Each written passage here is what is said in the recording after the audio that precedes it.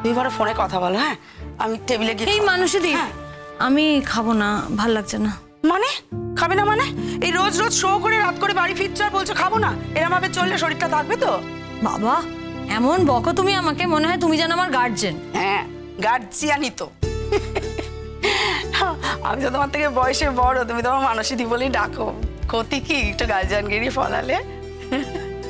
আমার যদি ছোট বোন থাকতো তাকে আমি ঠিক এইভাবেই বকতাম যদি অবাধ্যতা করতো। আচ্ছা ঠিক আছে, বিশ্বাস করো সত্যি না আমার খেতে ইচ্ছা করছে না। আচ্ছা ঠিক আছে, আমি একদম কিছু না খেলে যদি তোমার এত অশান্তি হয়, তুমি বরং এক গ্লাস দুধ গরম করে দাও, আমি খাই।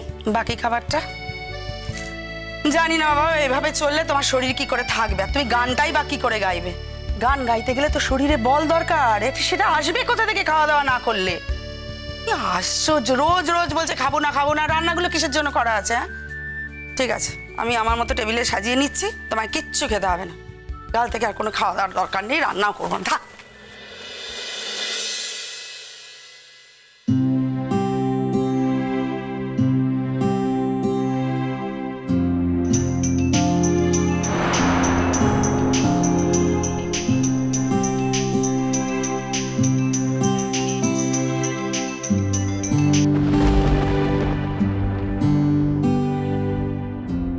হ্যালো। হ্যাঁ, ফোন করেছিলে? হ্যাঁ, অনেকবার। হ্যাঁ, আমি প্রোগ্রামে ছিলাম। বুঝতে পেরেছি। হ্যাঁ বলো, কেন ফোন করেছিলে? হ্যাঁ, আসলে আমাদের বাড়িতে আজকে একটা খুব ইম্পর্টেন্ট ঘটনা ঘটে গেছে, সেটা জানাবার জন্যই তোমাকে এতবার ফোন করছিলাম। ও, কি ঘটনা? তোমার উত্তরে কোনো তাপ উত্তাপ দেখছি না। না, আমি জানি আমাদের বাড়িতে কি ঘটেছে না ঘটেছে তা দিয়ে তোমার কিছুই যায় আসে না। You are not suppose to be bothered. কিন্তু আজকে যা ঘটেছে সেটা যে আমাদের বাড়ির সঙ্গেই জড়িত তা না। এই ব্যাপারটার সঙ্গে তুমি নিজেও খুব গভীরভাবে জড়িত। আমি জড়িয়ে আছি? অনুরাগ, আমি তো সব কিছু থেকে নিজেকে সরিয়েই নিয়েছি। আমি জানি না তুমি কিসের কথা বলছো আর কি ঘটনার সাথেই বা আমি জড়িয়ে থাকতে পারি। আর বেশ, তুমি বলতে চাইছো বলো। তোমার কি প্রত্যেক দিন এতটাই রাত হয় ফিরতে? হ্যাঁ, মাঝে মাঝে তো ভোরও হয়ে যায়। দেখো, ভুল বুঝো না, আমি তোমার লাইফে ইন্টারফিয়ার করার জন্য এই ব্যাপারটা জিজ্ঞেস করিনি। প্রত্যেক দিন এত রাত হলে, এত রাত করে ঘুমোলে শরীরটাও তো খারাপ হতে পারে, তাই। শরীর আর কি খারাপ হবে? যারা গান বাজনার প্রফেশনে যায় তাদের তো এগুলো অভ্যেস করে নিতে হয় অনুরাগ। হ্যাঁ, তা অবশ্য ঠিক। এনিওয়ে, তোমার নিশ্চয়ই বেশ ভালোই লাগছে এই জগৎটা, গান গাইতে। গান গাইতে তো আমার কোনোদিনই খারাপ লাগে না। না, একটু হলেও তো পার্থক্য রয়েছে আগের সঙ্গে এখনের। আগে তুমি গানটা নিজের জন্য গাইতে, এখন হয়তো তোমাকে অনেক বড় একটা বৃত্তে গিয়ে গানটা গাইতে হয়, অনেক লোকেদের জন্য গাইতে হয়। আমি আজও একার জন্যই গান গাই অনুরাগ।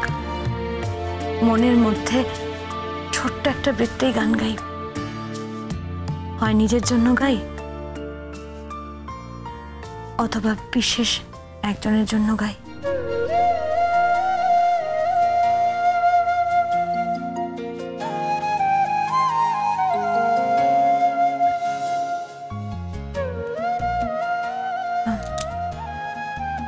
যাকে, তুমি এত রাত অবধি জেগে আছো কেন? ফোন করলাম একবারই ধরে নিলে। হ্যাঁ, ঘুম আসে না আজকাল। কেন? তা তো জানি না, শুধু এইটুকু জানি যে প্রত্যেক ঘন্টায় ঘড়ির শব্দ মনে করিয়ে দেয় যে রাত বাড়ছে, রাত শেষ হচ্ছে, ভোর হচ্ছে। ঘুমোতে চাই কিন্তু ঘুম আসছে না। তোমার তো ঘুমের কোনো সমস্যা ছিল না কোনোদিন অনুরাগ। আগে তো আরো অনেক কিছুই ছিল না মেঘলা, অনেক কিছুই তো আগে থাকে না, নতুন করে শুরু হয়। ধরে নাও এটাও সেরকমই, নতুন করে শুরু হয়েছে। যাকগে, ছাড়ো। না ঘুমালে সকালে অপারেশনগুলো করবে কি করে? একবার এই দেশ থেকে চলে গেলে এই খারাপ অভ্যেসগুলো বদলে যাবে নিশ্চয়ই। অভ্যেসগুলো বদলানোর দরকার অনুরাগ, নাহলে শরীর খারাপ হবে। এই তো তুমি বললে মানুষ সবকিছুতেই অভ্যস্ত হয়ে যায়। তুমিও তো প্রত্যেক দিন রাত জাগছো। না, আমার যেদিন যেদিন শো থাকে না আমি কিন্তু তাড়াতাড়ি শুতে যাই, কিন্তু ঘুম আসে না। আসলে রাত জেগে শো করি তো, অভ্যেস হয়ে গেছে বোধহয়। হয়তো আমারও তাই হয়েছে।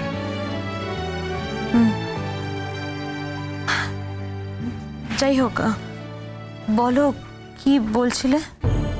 যে মানুষটা তোমার এত বড় একটা ক্ষতি করেছে, যে মানুষটা আমাদের এত বড় ক্ষতি করেছে, তাকে আজকে ফাইনালি ধরা হলো।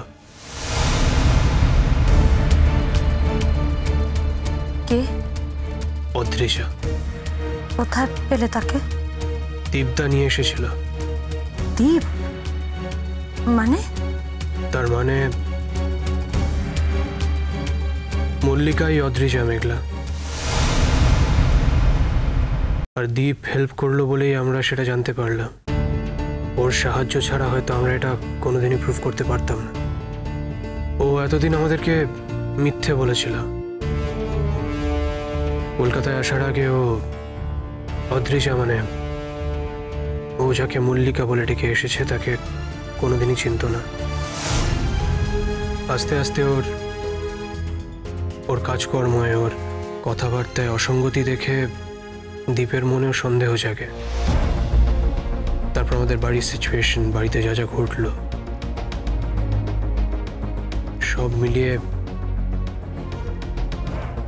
ও বুঝতে পারে যে অদ্রিজা কি করতে পারে। তাই ফাইনালি পুরোপুরি নিজের প্রচেষ্টায় দীপই ব্যাপারটা প্রুভ করেছে। সেটা তো আমিও জানি। হ্যাঁ, তুমি হয়তো জানতে যে অদ্রিজাই তোমার ক্ষতি করেছে, কিন্তু তুমি তো এটা জানতে না যে মল্লিকাই আসলে অদ্রিজা।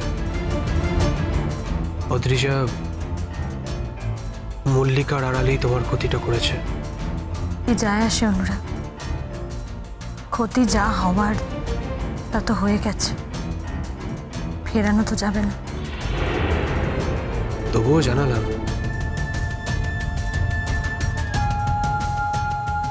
এবার হয়তো সারা জীবনের জন্য তুমি নিশ্চিন্তে বাঁচতে পারবে।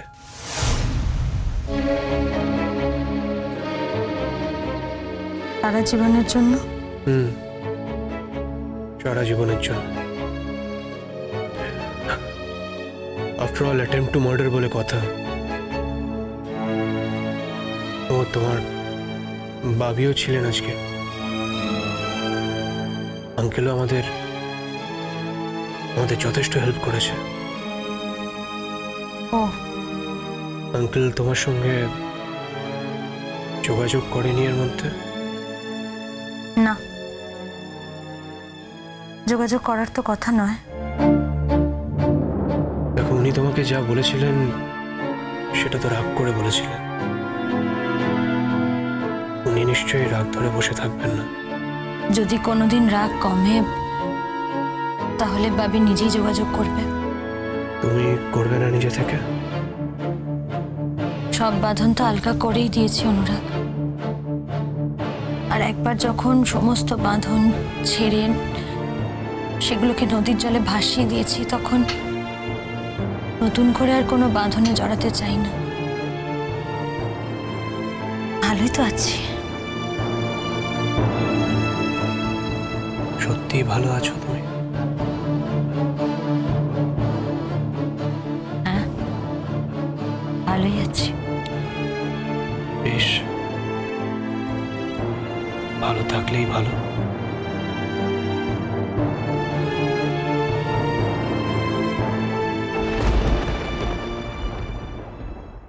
কি গো, এখনো ঘুমোচ্ছ কি?